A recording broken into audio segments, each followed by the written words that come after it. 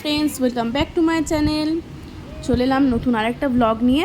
এটা হচ্ছে একটা বার্থডে ব্লগ। তো এটা আমার বান্ধবীর মেয়ের বার্থডে, মানে আমার গুড্ডি সোনার বার্থডে। তো সেই ব্লগ নিয়ে আজকে চলে এলাম।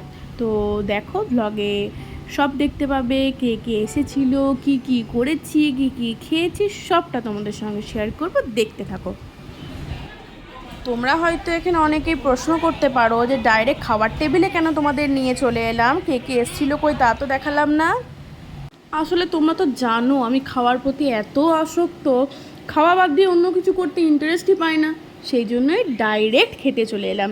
এবার আমাদের কি করণীয় বলো তো, কী কী মেনু ছিল, কি কি খেলাম, সেইগুলো সব তোমাদের সঙ্গে শেয়ার করব। তোমরা দেখতে থাকো।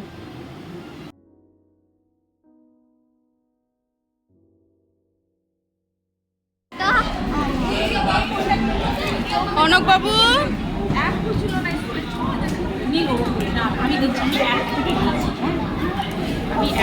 আমাদেরকে জলের বোতল দিয়ে দিলাম, এবার জল খাচ্ছি, আগে সব আস্তে আস্তে দেবে, তারপরে আমরা আবার তোমাদেরকে দেখাবো।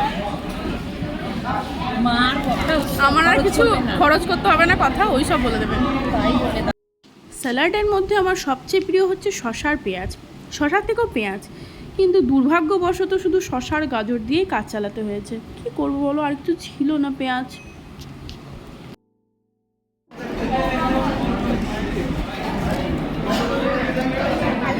দেখো, আপনাদেরকে সসও দিয়ে দিয়েছে, আর গাজর আর পেঁয়াজ এইসবও দিয়ে দিয়েছে, আর এবার বাকি জিনিসও দেবে, তাহলে দেখতে থাকো।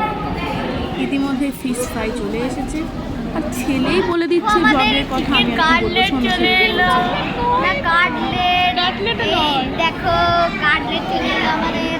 আর সাথে আগেই বলে দিয়েছে সসও চলে এসেছিল। আর বাস, এবার আবার পরেরটা দেখো, তারপরে হচ্ছে ভালো ভালো খাবার আসবে, তাহলে দেখতেই থাকে।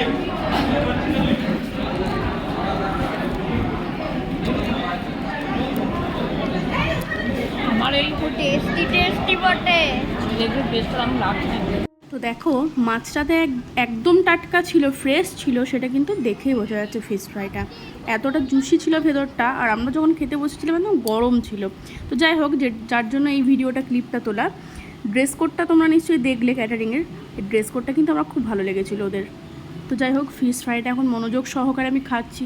আগেই বলেছি, খাওয়া ছাড়া আমি কিচ্ছু বুঝি না, তো খাওয়াটাই আমার জীবনের সব।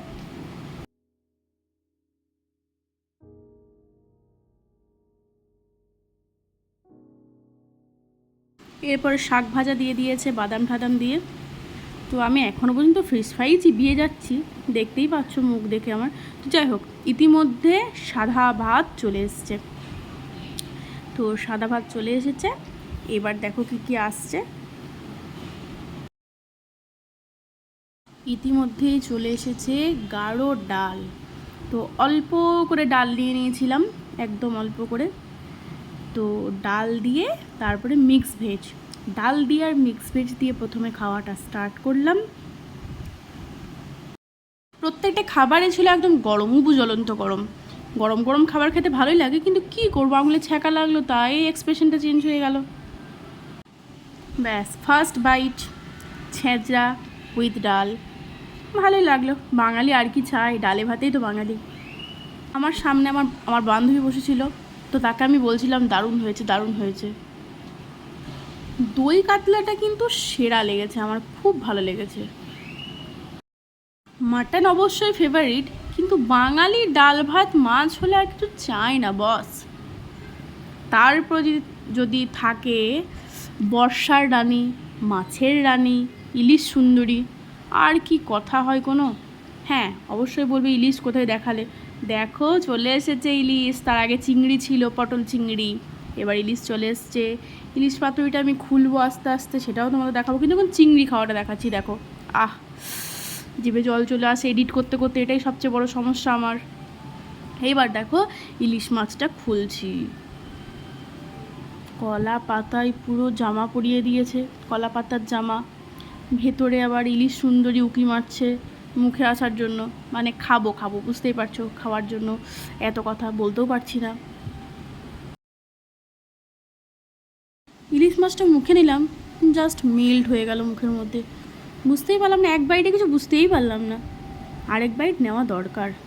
হেভি হেভি হেভি হয়েছিল।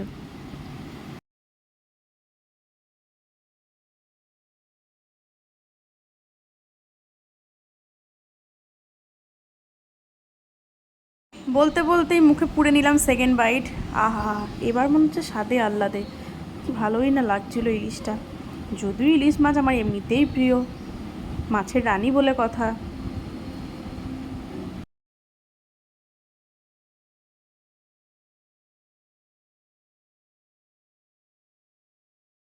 মাঝে মাঝে আমি খেতে এত ব্যস্ত হয়ে পড়ি, বুঝতেই পারি না যে হাতে ক্যামেরা ধরে আছি।